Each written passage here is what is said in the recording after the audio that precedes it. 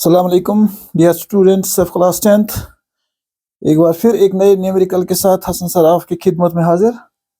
आज का जो हमारा न्यूमेरिकल है इलेक्ट्रिक करंट से ही।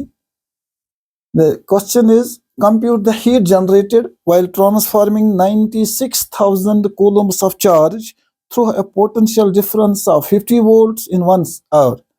इन क्वेश्चन का मतलब ये है कि एक सर्किट में 96,000 coulombs ऑफ चार्ज फ्लो होती है इन 1 आवर और इस सर्किट का जो पोटेंशियल डिफरेंस है that is 50 volts. We have to calculate कि इस 1 घंटे के अंदर इतनी चार्जेस फ्लो होने के बाद कितनी हीट एनर्जी जनरेट होगी। We have to calculate the heat energy. तो इसमें सिंपल सा ये क्वेश्चन है लेकिन थोड़ा अंडरस्टैंड करना होता है। यहाँ पर हमें हीट एनर्जी जनरेट करनी है। Heat energy is given by the Joule's law. तो we will simply write it as that we can calculate the heat energy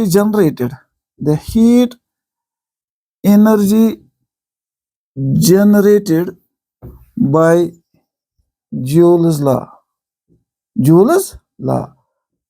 as what is Joule's law? शाबाश बेटा, it is H is equal to I square into R into T।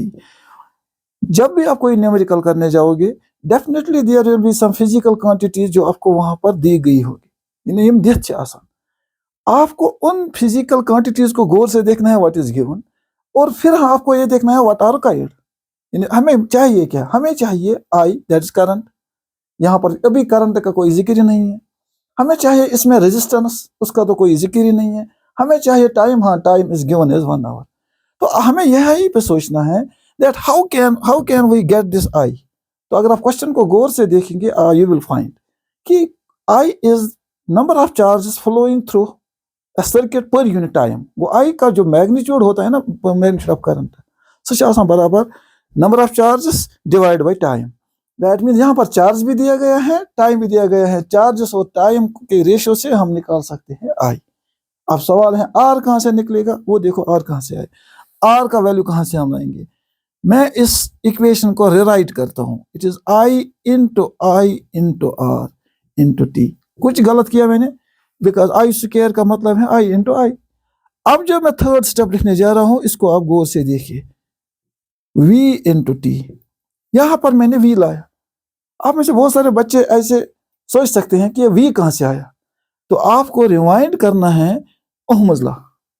What is Ohm's law? Ohm's law states that V is equal to I into R। उस statement से हमें यही मिलता है V is equal to I into R। ये V into I into R is equal to V, ये कहाँ से लाया हमने? It is Ohm's law। तो Ohm's law से हमें मिलता है V का value, V is equal to I into R। That means ये जो I into R है इसके बदले हम लिख सकते हैं V, और V ऑलरेडी गिवन है। तो हीट एनर्जी इस फार्मूला से भी जनरेट, यानी this is the second form of joules law. Either it is I square into R into T or it can be written as I into V into T। क्योंकि आप कहेंगे फिर sir I square कहाँ गया? I का एक I V के अंदर है, एक जो R है वो भी है, क्योंकि V I into R is equal to V। Hope you get it। चाहे वो ये समझ में बस इंशाल्लाह। अब I, ये I कहाँ से आएगा? What is the magnitude of current? हाँ here हम यहाँ लिख सकते हैं, here the magnitude of I, magnitude of current that is I, it is denoted by I, is given by Q, the number of charges divided by time. What is the number of charges flowing through the circuit? शाबाश बेटा, it is 96,000। What is the time? It is 1 hour। लेकिन जब हम electric current को major calculate करते हैं, its unit is coulomb per second। तो हमें आवर को कन्वर्ट करना है सेकंड्स में, that is 3600 सेकंड्स। एक आवर कितने सेकंड्स का होता है? 3600। फिर जब इनको डिवाइड करेंगे आप, you will get 26.66 ampere. This is I. Therefore heat energy generated is equal to I. I के बदले क्या लिखूंगा मैं? 26.66। शाबाश। वी कितना है बेटा? 50 वोल्ट्स। टाइम कितना है? 3600। जब हम इनको कैलकुलेट करते हैं, जब आप इनको मल्टीप्लाई करते हैं इन तीनों क्वांटिटीज को, we get 4,07,000 47,98,800 joules. How much heat is generated?